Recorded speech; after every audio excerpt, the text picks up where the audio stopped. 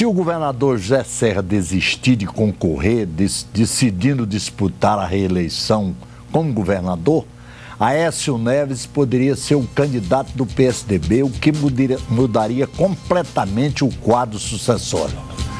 Fernando Henrique Cardoso acaba de romper o silêncio ao advertir que Dilma Rousseff não é líder, mas reflexo do líder. Para debater estes e outros temas da conjuntura, convidamos os deputados Zenaldo Coutinho, do PSDB do Pará, e Carlos Abicalil, vice-líder do PT na Câmara dos Deputados.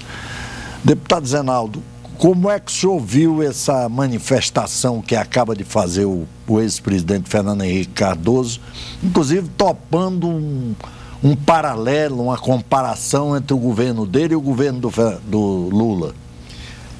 Bom, o ex-presidente Fernando Henrique é uma pessoa que tem muitas virtudes e fez um grande governo no país.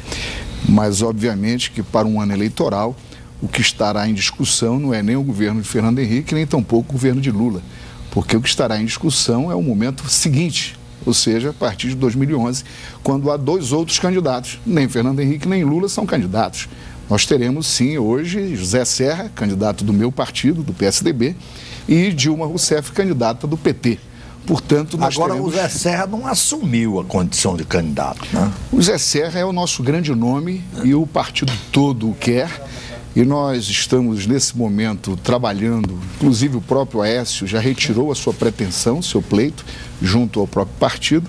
Portanto, hoje a nossa expectativa é de que no mais breve espaço de tempo o José Serra anuncie, e ele só está adiando por uma questão muito racional da responsabilidade de um governante. Ele hoje governa o maior estado da federação, que enfrenta hoje dificuldades climáticas terríveis. Nós estamos acompanhando aí mais de 40 dias de chuvas ininterruptas, e ele obviamente tem que trabalhar ativamente no sentido de superar essas dificuldades, da mesma forma concluir grandes obras que estão em andamento. Portanto, ele distingue de maneira muito inteligente o momento de administrar o Estado e o momento futuro, que é de campanha eleitoral. Deputado Carlos Abicalil, como é que o senhor viu essa manifestação do Fernando Henrique Cardoso? Sobretudo a decisão dele aceitando o desafio de comparar o governo dele com o do governo do Lula, os 8 anos do Lula. Não há como fugir desse tema. Nós vamos para um momento de escolha.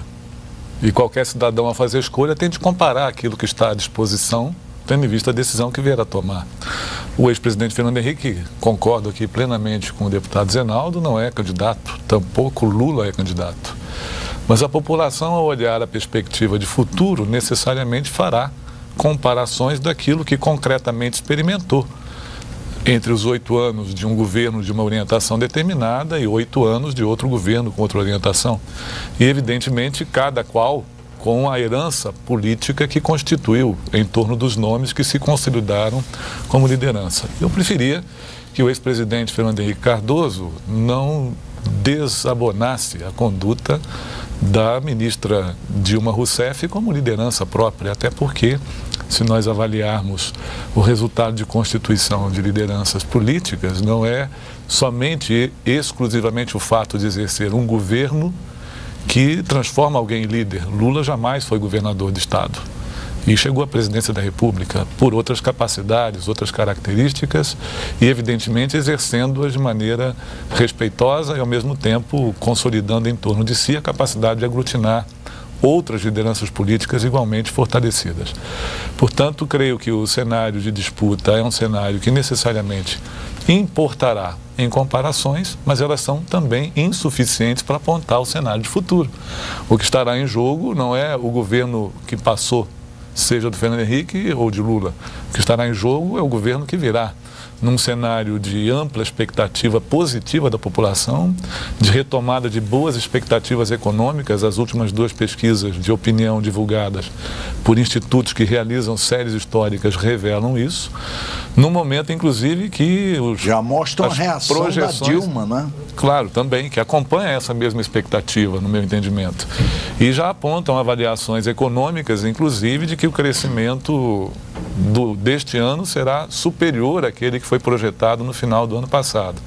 Ontem mesmo os comentaristas econômicos, ao mencionarem a relação de balança comercial, mesmo com o déficit de balança importando mais do que exporta, a característica das importações é de importações de maquinário e de cobre, intimamente vinculados ao investimento produtivo, notadamente bens de capital, para o fortalecimento da indústria nacional.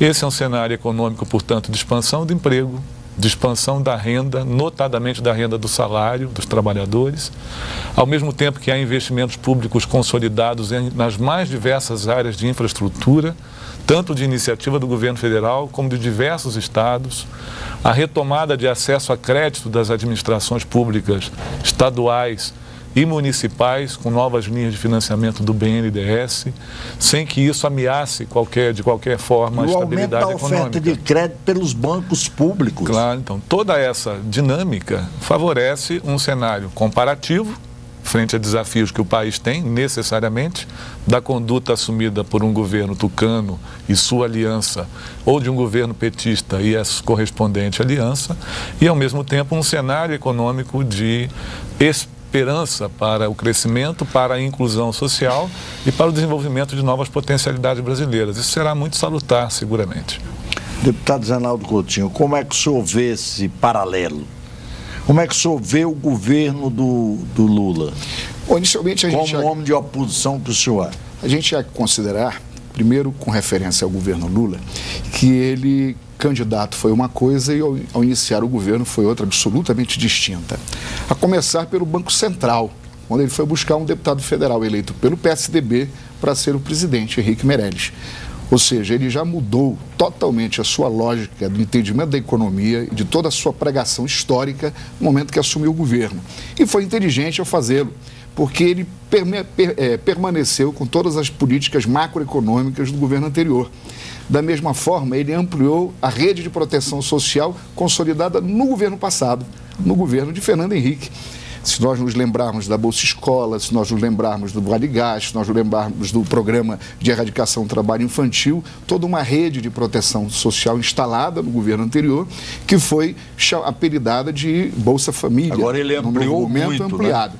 Ele ampliado e a gente tem trabalhado aqui no Congresso favorável a isso. Nós não somos contrários ao Bolsa Família, nunca o fomos. Temos apoiado e mantido uma expansão da política criada pelo governo do PSDB.